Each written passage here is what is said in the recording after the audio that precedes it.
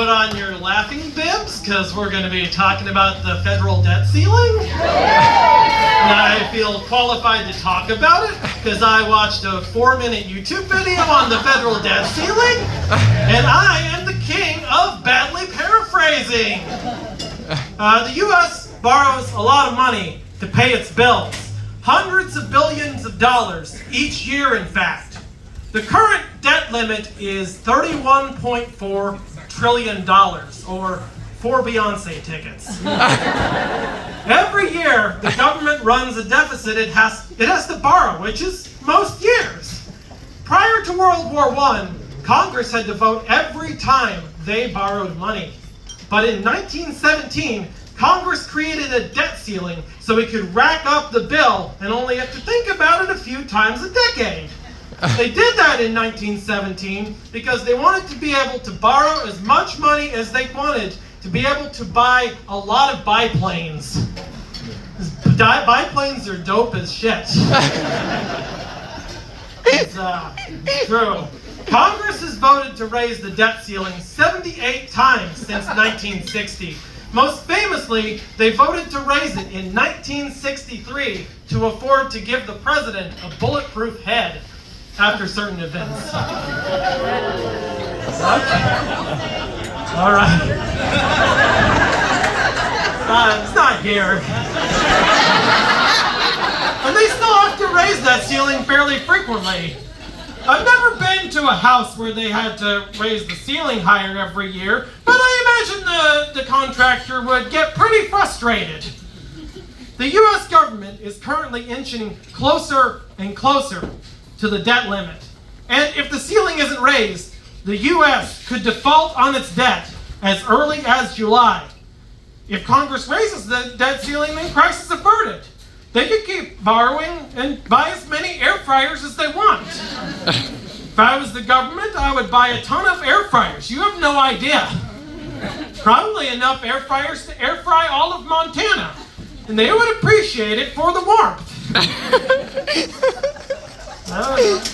And of course, basically everyone knows that the debt ceiling, it has to be raised for the government to function. It's going to get raised. Both parties know that. But congressional Republicans are going to leverage this to pass whatever in their agenda that they want. Just be like, hey Biden, put the QAnon shaman on the $20 bill or we'll crash this damn economy. And Biden might have to just sigh and take it. Because America's got bills to pay. And if I remember Schoolhouse Rock correctly, if America doesn't pay its bills, they become laws.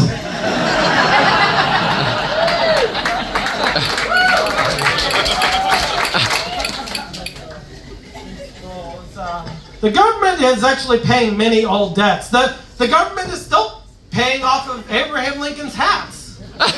That's true. He had to have custom-made big hats to intimidate the South.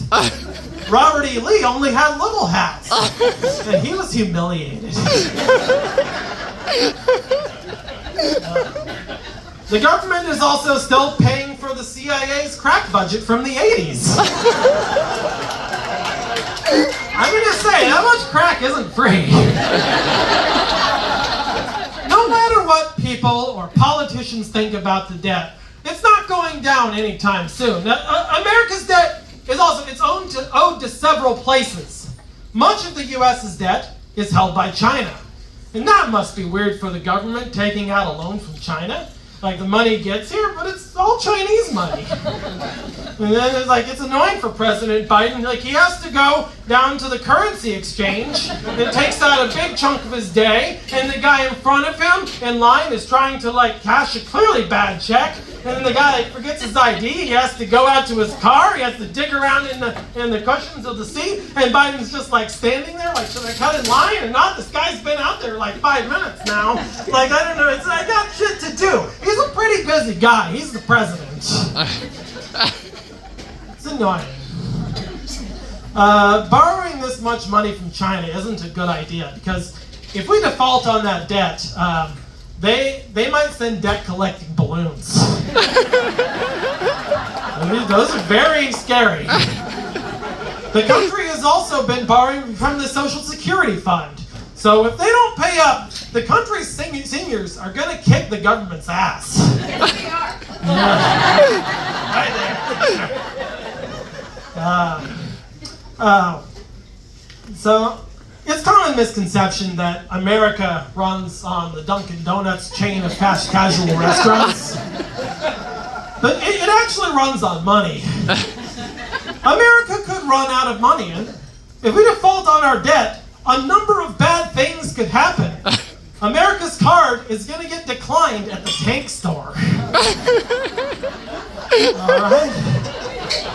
Medicare will have to start paying doctors in Bed Bath & Beyond coupons.